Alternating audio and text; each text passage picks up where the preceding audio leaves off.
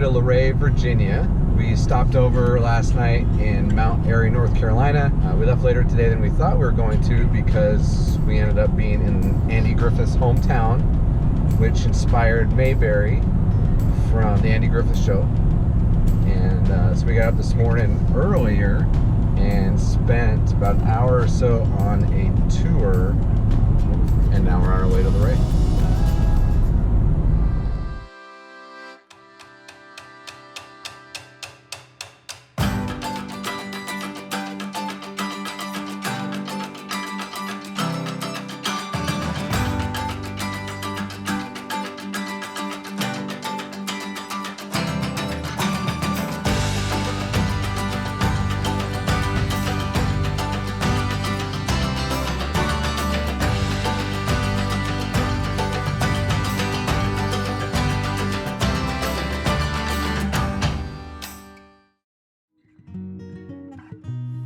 We came to the Luray area of Virginia to explore the various caverns and see the beautiful Shenandoah Valley. There are so many places to see in the area, so finding a location that is central to it all was important. That spot for us was the Harrisonburg Shenandoah KOA. This was our first KOA experience, and at just over $50 a night with our discount, we were hoping it would be a good one. Our wishes came true. The campground is away from the Interstate 81 and offers peaceful surroundings, friendly staff, a large pool, and nice sights with plenty of shade. We only had a few days and a lot to see, so we settled in for the night and got ready for a full day of caverns. Good morning. We're headed to the Luray Caverns today and the Garden Maze, which is the Mid-Atlantic's largest garden maze. The big thing is Luray Caverns. Somewhere along the line, I found out that my wife really likes caves. So, Because they're dark. I'm like a vampire in the morning. Yeah. I don't like morning. She's not a morning person. I'm the morning person. The kid's a morning person. She's a night owl. But anyway, so we're going to check out Luray Caverns, which she's been talking about for months, and we'll see how amazing they are. The 1-hour tours follow along 1.25 miles of paved walkways that take you through this amazing natural wonder.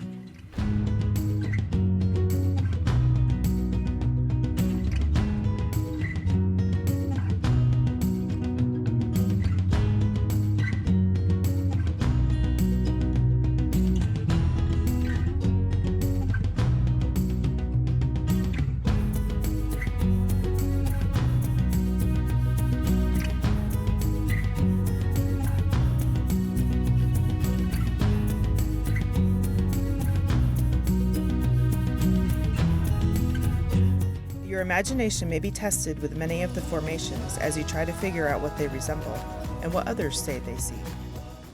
Supposed to look like the giant redwood trees out in California, but I personally don't see that. I instead see a big, shaggy dog. Up here being the head, the front leg, the back leg, and that big, shaggy tail.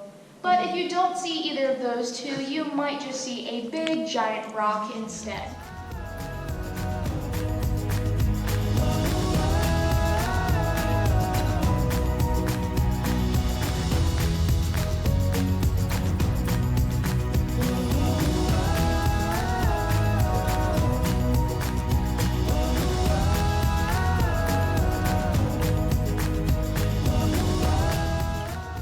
Over 500,000 people come to Luray Caverns each year to see the formations, and one interesting sounding organ. You may notice the organ in the front of the room. It doesn't have its pipes attached to it. Now, the reason it doesn't have its pipes is because back in 1954 to 1957, a man by the name of Mr. Leland W. Sprinkle, and yes, his last name was Sprinkle, he created all of these solenoids that we have spread throughout Luray Cavern. It's a little black rubber-tipped mallet that will gently reach out and tap the formation in front of it. Then the vibration from that tap gives off an acoustic sound. The sound it makes is like nothing we've ever heard before. Here's a small sample.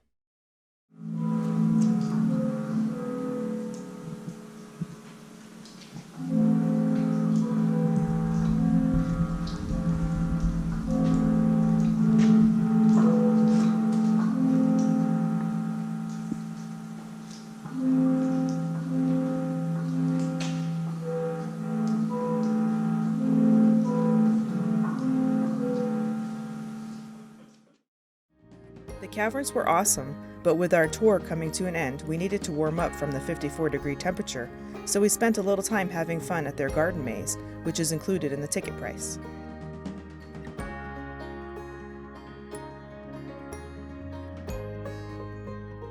We let Corbin guide us through the maze, and although we made a lot of wrong turns, he got us out in the end.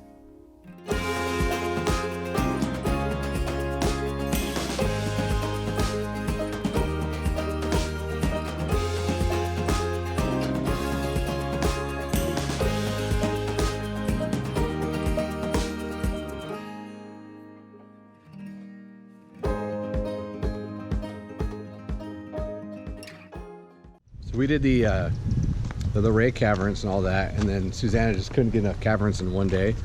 So now we're gonna do the Shenandoah Caverns. So that's Joy. Corbin, are you excited for caverns? I already went to one. I'm not excited. Oh, this one's got a rainbow lake. Shenandoah Caverns are 18 miles from the Luray Caverns and were discovered in 1884. The tour covers a mile-long gravel path and has countless beautiful formations of its own, including some pretty impressive cave bacon. One cool thing about the tour is they turn off the lights to show you what it's like in cave darkness, and then they have a big reveal of more amazing sights.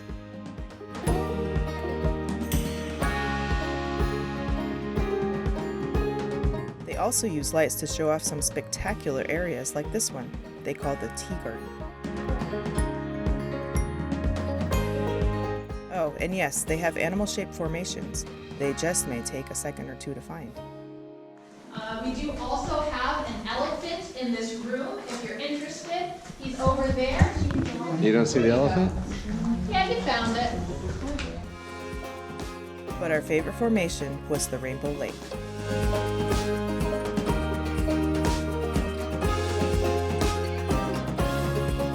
It's been a long day of caving.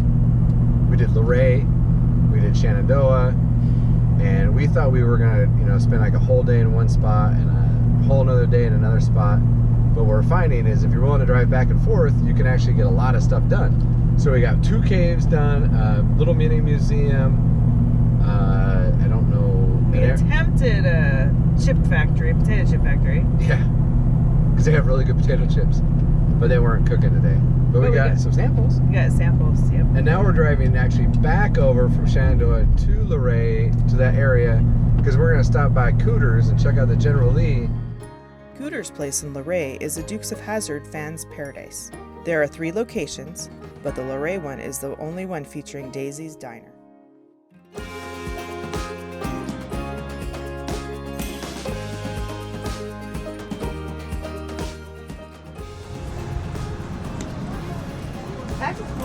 That's the General Lee, Corbin. Hello, Mr. General Lee. The museum is free and houses a lot of memorabilia sure to bring back childhood memories of the good old boys. And if you're really feeling the song, there is a recording studio so you can record your own version. It's just the good old boys.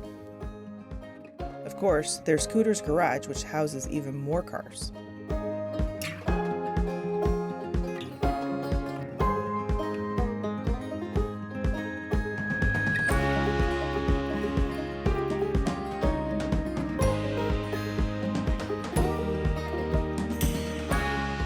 Did I mention that Cooter himself comes to this location every Saturday to sing with his band and sign autographs?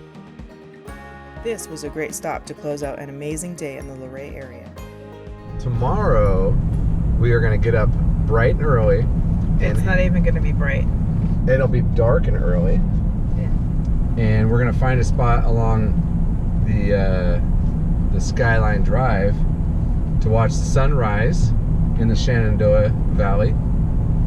And then after that, we'll probably drive back and take a nap. Dark and early was right. We got up at 3:45 and headed out to the Buck Hollow Overlook to watch a Shenandoah Valley sunrise. The Buck Hollow Overlook is one of the many stops along the Skyline Drive that runs through Shenandoah National Park, and we'd heard it was one of the best for sunrises. After our 45-minute drive, we'd arrived at Buck Hollow. Parked, set up our viewing area, got bundled up, and watched a breathtaking sunrise.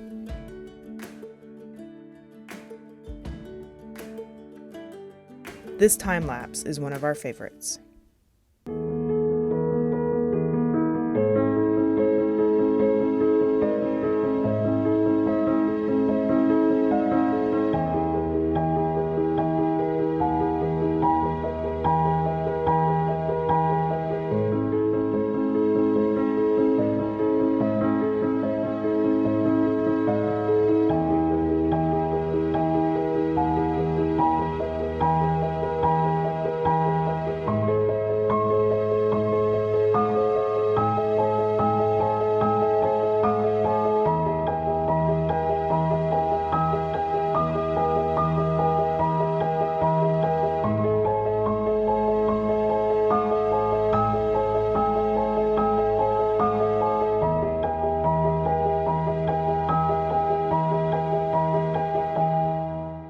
We decided to follow up the sunrise by driving part of the 105-mile Skyline Drive, which is one of the most scenic roads we've ever been on.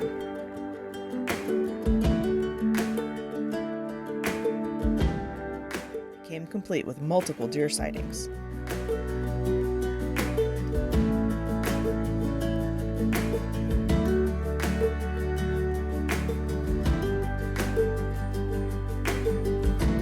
We headed home after that and relaxed by the pool.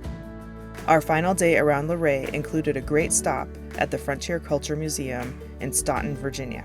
It's a living museum, and it tells the stories of early Americans and where they came from. Many of the buildings are actual structures from the regions they represent. They were purchased, shipped to the museum, and then reconstructed on site. There are two separate areas, Old World and America, and are broken down into 11 separate exhibits. The exhibits and the reenactors provide an amazing glimpse into our past. Our first stop was the 1700s West African farm, which unfortunately had been damaged by severe weather.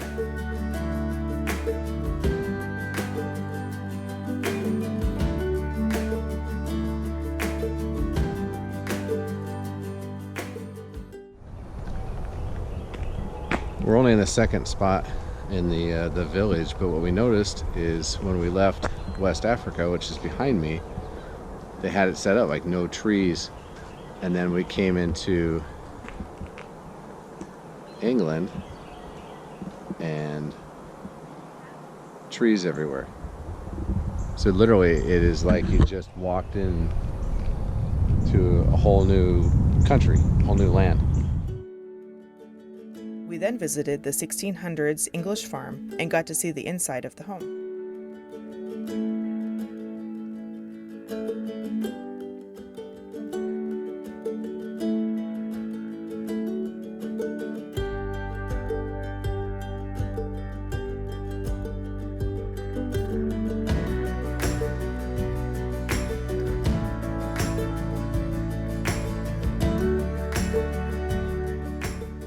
Then we ventured out to the working garden and learned a bit about beer. Hops back there in the back corner. We do brew beer here every once in a while. Oh. And they were typically brewing beer about every 3 weeks. Everybody was drinking, or ale. Everybody was drinking ale in the family. It was pretty low alcohol content.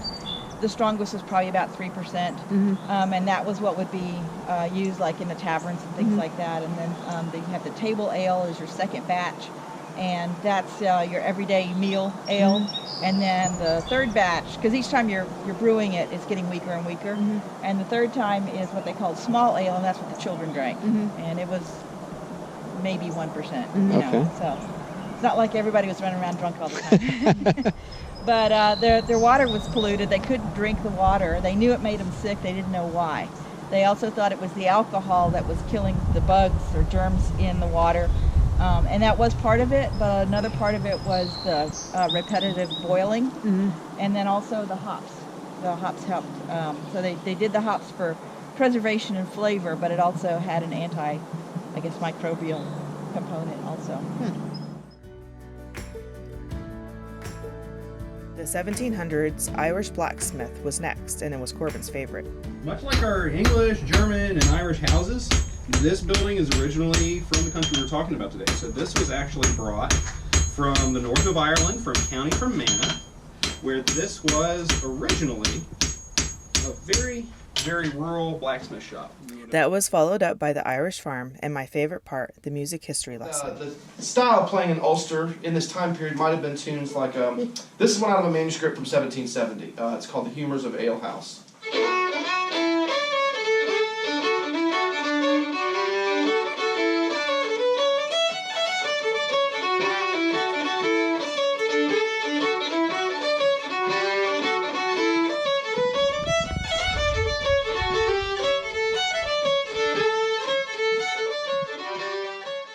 With beautiful music in our minds, we were off to the recreated 1700s German farm to see how they lived.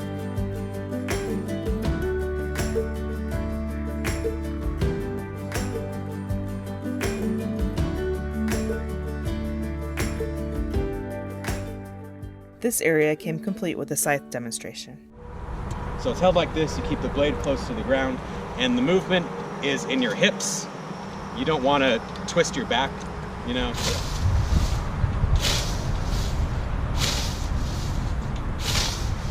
But that's the gist of it. When your parents ask you to go mow the lawn, this is what you'd be doing.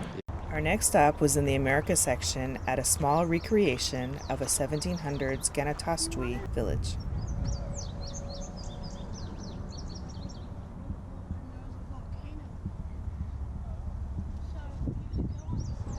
That led to a 1740s American farm, which reminded us just how small our trailer actually is.